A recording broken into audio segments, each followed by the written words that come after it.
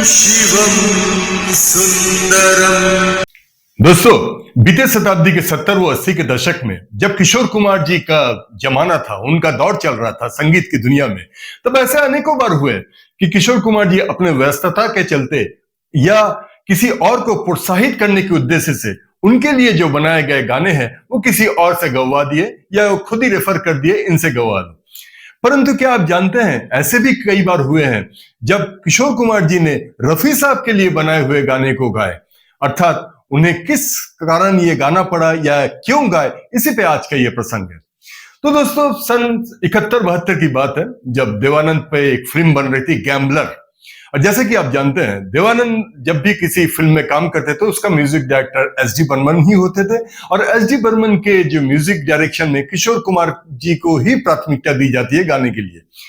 तो गैम्बलर के भी लगभग सभी गाने किशोर कुमार जी ही गाने वाले थे। तो वो अक्सर उनके म्यूजिक स्टूडियो में ही रहा करते थे प्रैक्टिस के लिए, सचिन देव बर्मन जी के लिए। उन्हीं दिनों वो सचिन देव बर्मन जी को एक धुन बनाते हुए सुनते हैं जो कि उन्हें बहुत ही अच्छा लगता है। उन्होंने जाके सचिन देव बर्मन को पूछते हैं, जो भैया ये गाना आप किन के लिए बना रहे हो? तो वो सीधा सीधा बोलते हैं जी, ये मैं रफी साहब को ध्यान में रख के बना रहा हूं, क्योंकि ये भैरवी राग पे आधारित है और ये थोड़ा कठिन गाना है। किशोर कुमार जी को गाना इतना अच्छा लग जाता है जो वो जिद करने लग जाते हैं, जो दादा ये गाना मैं गाना चाहता हूँ। सचिन देव बर्मन बोलते हैं, नहीं ये गाना तेरे से नहीं बन पाएगा, इसको रफी साहब को ही गाने दे, तू तो बाकी सब गाने गा ही रहे। लेकिन वो बोलते नहीं, मैं थोड़ा प्रैक्टिस कर रहा हूँ। वो प्रैक्टिस करके 2-4 घंटा वहीं बैठ के काफी देर तक प्रैक्टिस करते और 2-3 बार उनको सुनाते। लेकिन सचिन देव बर्मन सेटिस्फाइड नहीं होते। वो बोलते नहीं, मैं जो चीज चाह रहा हूं वो इस गाने में तू नहीं ला पा रहा है। तो फिर किशोर कुमार जी 2-1 दिन का मोहलत मांगते हैं और वहां से विदा हो जाते हैं। कहते हैं कि वो 1-2 दिन तक पूरा कमरा बंद करके इस गाने का एक एक बारीकियां को समझते हैं, एक एक धुन को समझते हैं, एक एक स्वर को समझते हैं, समझ के इस गाने को अच्छे से प्रैक्टिस करते हैं। फिर वो सचिन देव बर्मन के पास वापस आते हैं, आके बोलते हैं, जो दादा मैं इस गाने को प्रैक्टिस करके आया, एक बार आप सुन लो। सचिन देव बर्मन फिर से बोलते हैं, ठीक है गा के सुना। इस बार जो किशोर कुमार जी उनको गाना सुनाते हैं वो बिल्कुल परफेक्ट था। सचिन देव बर्मन इतने प्रसन्न हो जाते हैं कि तभी के तभी आज शायर आज नगमा भी ये गजल है, सनम भैरों के शेरों को सुनने वाले इस तरफ भी करम। जरा देख तो तेरी खातिर हम किस तरह से जिए। इसके बाद वो रफी साहब को भी अनुबंध तो कर ही लिए थे। तो रफी साहब को सचिन देव बर्मन जी कहते हैं, जो मैंने जो तुम्हारे लिए गाना सोचा था वो तो किशोर कुमार जी जिद करके गा लिए हैं, तुम्हारे लिए एक दूसरा गाना है। तो इसको सुन के मोहम्मद रफी जी मुस्कुरा देते हैं और उनके लिए जो गाना बनाया गया था वो खुशी खुशी उसे गा लेते हैं। ये दोनों गाना काफी हिट हुए थे। रफी साहब वाला भी जरा सुन लीजिए। मेरा मन तेरा प्यासा, मेरा मन तेरा। दोस्तों, दूसरा जो प्रसंग है वो है जब किशोर कुमार जी संगीत की दुनिया में धूमकेतु जैसा चमक चुके थे। यानी सन 1972 की बात है। उस समय ओपी नैयर साहब जो है वो मोहम्मद रफी से ही गाने सब गवाते थे। आपको अच्छे से मालूम है, किशोर कुमार को पसंद ही नहीं करते थे। किशोर कुमार जी को तो गायक ही नहीं समझते थे, उनका रफी साहब छोड़ नहीं चलता था। पर ऐसा कुछ हुआ था जो रफी साहब के साथ उनका कुछ मनमुटाव चल रहा था, जिसके चलते ओपी नैयर साहब को गाने के ऑफर्स भी कम हो रहे थे। और दूसरी तरफ जो है किशोर कुमार का जमाना आ चुका था। सभी जानते थे ओपी नैयर साहब किशोर कुमार से तो गवाएंगे नहीं, इसलिए ओपी नैयर का जो मार्केट था पूरा डाउन था। इन्हीं दिनों एक फिल्म एक बार मुस्कुरा दो ओपी नैयर साहब को मिलते हैं। ओपी नैयर साहब इसके धुन तैयार करते हैं और सभी धुनें वो रफी साहब को दिमाग में रख के ही बनाते हैं।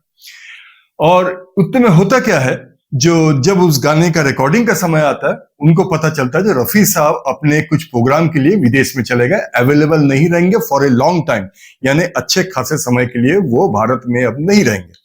और उसी समय इस पिक्चर के शूटिंग भी चलती रहती है। तो प्रोड्यूसर डायरेक्टर का जो है उनको पर दबाव आना शुरू हो जाता है, जो आप जल्दी से गाना बनाइए। और उस फिल्म में जो हीरो विलेन जो भी थे वो किशोर कुमार के ही भांजे लोग थे, अर्थात जय मुखर्जी और देव मुखर्जी। तो इस हालत में ओपी नैयर साहब क्या करें, वो मोहलत पे मोहलत मांगे जाते डायरेक्टर प्रोड्यूसर से। लेकिन आखिरकार डायरेक्टर प्रोड्यूसर बोलते हैं, नैयर साहब आप इस गाने को रफी साहब को छोड़ के किशोर कुमार पे ट्राई कीजिए।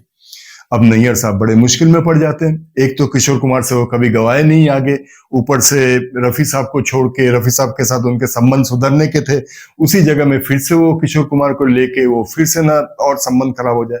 खैर, वो उसको गाने के पूरे रिकॉर्डिंग को लेके वो किशोर कुमार के द्वार में पहुंच जाते हैं और पूरी राम कहानी उन्हें सुना देते हैं, जो ऐसा ऐसी बात है।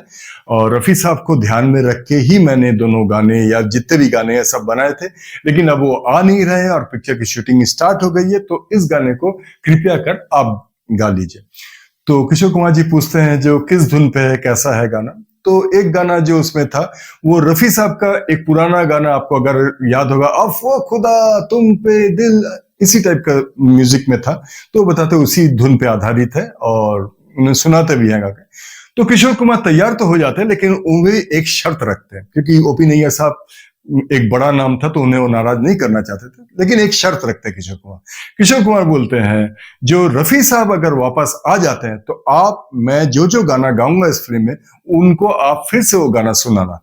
सुन के अगर वो बोलते हैं नहीं, वो एक बार और रिकॉर्डिंग उसका करना चाहते हैं, तो मुझे कुछ बुरा नहीं लगेगा, आप उनसे उसको री रिकॉर्ड करके उसे रखना, मेरे गाने को निकाल देना। ओपी नैयर साहब भी तैयार हो जाते। उसके बाद किशोर कुमार इस पिक्चर में 2 गाने गाते। पहला गाना ये जो अफ़्व खुदा के स्टाइल में ही था, सुनिए। तू हमारी थी, जान से प्यारी थी, तेरे लिए मैंने दुनिया संवारी थी, तू औरों की क्यों हो गई। और दूसरा गाना भी बहुत ही दिलचस्प गाना था, वो भी रफी साहब के लिए बनाया गया था, ये भी सुनिए। तेरे का सूरज तुम्हारे लिए है कि बुझते दिए। इसके अलावा एक डुएट भी किशोर कुमार से गवा लिया जाता है इसी फिल्म के लिए, उसे भी सुनिए। एक बार मुस्कुरा दो। इस तरह से इस फिल्म के लिए किशोर कुमार जी से 3 गाना गवा लिया जाता है, जो कि दरअसल रफी साहब के लिए बनाया गया था। फिर कुछ दिन बाद रफी साहब जी वापस आते हैं, ओपी नैयर साहब उनको जाके पूरी राम कथा सुनाते हैं, ऐसा ऐसा बात है। किशोर कुमार जी ने जो गाए हैं वो इसी शर्त के साथ गाए हैं जो आप इसे सुनेंगे, और आप अगर कहते हैं जो ये ठीक है तो ठीक है, अगर आप फिर से गाना चाहते हैं तो उन्हें कोई ऐतराज नहीं होगा। तो रफी साहब उस गाने को सुनते हैं, तो सुन के उनको बस एक ही शब्द कहते हैं, इससे अच्छा मैं क्या गाऊंगा। अर्थात ये बात रफी साहब का ये साबित करता है जो उन्हें भी किशोर कुमार से कितना प्रेम था। खैर, इस फिल्म में रफी साहब के लिए भी एक गाना बाकी रह गया था जो फिर रफी साहब जी गाते हैं, वो भी आप सुनना चाहते हैं, सुन लीजिए। देखा है तो दोस्तों, ये फिल्म जो था एक बार मुस्कुरा दो ज्यादा हिट तो नहीं हुई थी, लेकिन किशोर कुमार के जो गाए हुए जो गाना था वो दोनों काफी हिट हुए थे। वो काफी हिट और काफी लोगों के जवान पे चढ़ गए थे। तो दोस्तों, आज का प्रसंग में इतना ही, और आपको अगर ये प्रसंग अच्छा लगा तो आप लाइक करना ना भूलिएगा, और अगर अभी तक आपने हमारे चैनल को सब्सक्राइब नहीं किया तो मेरा हाथ जोड़ के आपसे विनती है कि आप इस चैनल को सब्सक्राइब कर लीजिए, ताकि इस प्रकार के जब भी मैं किशोर कुमार जी या अन्य गायकों के ऊपर प्रसंग बनाता रहूंगा तो आप तक ये जरूर पहुंच जाए। नमस्कार।